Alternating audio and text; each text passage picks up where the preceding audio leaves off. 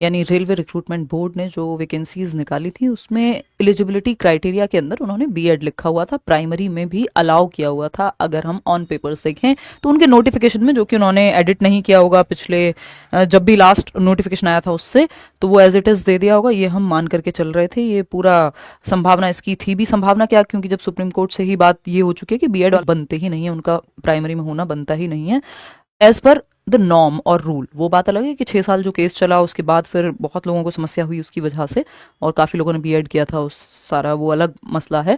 But यहाँ पे अगर हम बात करें तो इन्होंने प्राइमरी की एलिजिबिलिटी में जो आपका यहाँ मिनिस्ट्री ऑफ रेलवेज ने जो रेलवे रिक्रूटमेंट बोर्ड के तहत आपकी टीचिंग की वैकेंसी निकाली थी, तो प्राइमरी वाले लेवल पे अगर आप देखेंगे, प्राइमरी लेवल पे यानी प्राइमरी का मतलब है 1st to 5th का टीचर बनना, तो इसमें लिखा हुआ था बीएड। अगर आपने होपफुली आप देख पा रहे होंगे, तो अभी इन्होंने ये एक नया सेक्शन इसको रिवाइज कर दिया है नोटिफिकेशन को, और इसमें लिख दिया है कि ये जो प्रीवियस था एक तरफ वो है, दूसरा टू बी रेड एज, यानी कि अब इसको ऐसे पढ़ा जाना चाहिए। ठीक है ना।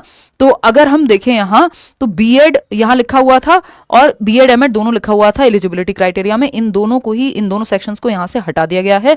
अब आपको ऐसा कुछ भी यहां देखने को नहीं मिलेगा। स्पेशल एजुकेशन देखने को मिलेगा, डीएलएड आपको देखने को मिलेगा, डीएलएड इन स्पेशल एजुकेशन यानी diploma in elementary education, special education वाला, नॉर्मल वाला डीएलएड, और BElEd, BTC, ETE, whatever, जो भी जिस भी नाम से आपने किया हो उस समय पे, बाद में नाम बदले हैं ना, ईडीएलएड बाद में हुआ है, तो आपने बेसिकली प्राइमरी वाली क्वालिफिकेशन आपके पास होनी चाहिए। बीएड को नहीं इसमें शामिल किया जाएगा, तो बीएड वाले फॉर्म ना भरें, ये बात इन्होंने क्लियर की है अब बिल्कुल जब फॉर्म की डेट जो है खत्म होने वाली है। बट ये हमें पता ही थी कहीं ना कहीं कि ये जिसको कहते हैं टाइपो है, यानी टाइपिंग मिस्टेक हुई है उनसे, कि बीएड को अलाउ नहीं करेंगे। अगेन यहाँ पे कई लोग हैं जो कह रहे हैं कितनी बार बताओगे कि बीएड को बाहर करोगे, हर बार बुरा लगता है। मैं बहुत सारे लोगों से मिलती हूँ जहाँ पे सबकी समस्या सेम ही रहती है। अभी कल परसों ही मैं चाय पी रही थी और कोई व्यक्ति मुझे मिले थे, मेरा तो 2 साल बर्बाद हो गए। तो ऐसे बहुत सारे लर्नर्स हैं जो मिलते हैं, और ये समस्या मैं भी उतना ही महसूस करती हूँ इस चीज़ को जितना आप कर रहे हैं, शायद उससे थोड़ा बहुत कम या ज़्यादा, क्योंकि बीएड, बहुत सारे ऐसे लोग हैं जिन्होंने बीएड किया ही इसलिए था कि वो प्राइमरी में अलाउड था एक टाइम पे, बट वो 6 साल केस चलने के बाद 2018 से और अब तक की जो कहानी है पिछले साल जो आई सामने, कि बीएड को नहीं रख सकते प्राइमरी में फॉर डिफरेंट रीजंस, के उनको उतनी वो उस चीज़ के लिए बने ही नहीं है प्राइमरी में पढ़ाने के लिए एंड ऑल। सुप्रीम कोर्ट से जो फाइनल एक वर्डिक्ट था, तो उस जजमेंट पे हम कुछ कर भी नहीं सकते हैं।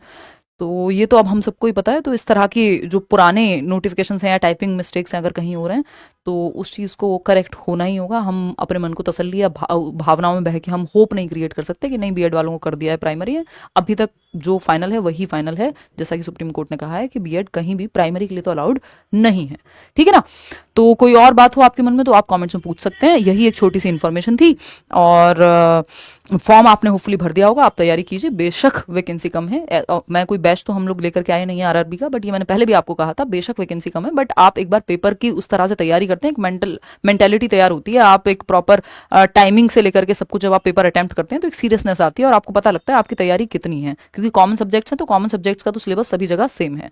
ठीक, तो पेपर जरूर दे करके आइएगा और अपना बेस्ट भी दे करके आइएगा। ऐसा नहीं है कि जो कम वैकेंसी है उनमें लोगों को नहीं मिलेगी नौकरी, जो अच्छा करेंगे उनको मिलेगी ही, जो अच्छा नहीं कर पाएंगे उनको फीडबैक मिल जाएगा, है ना।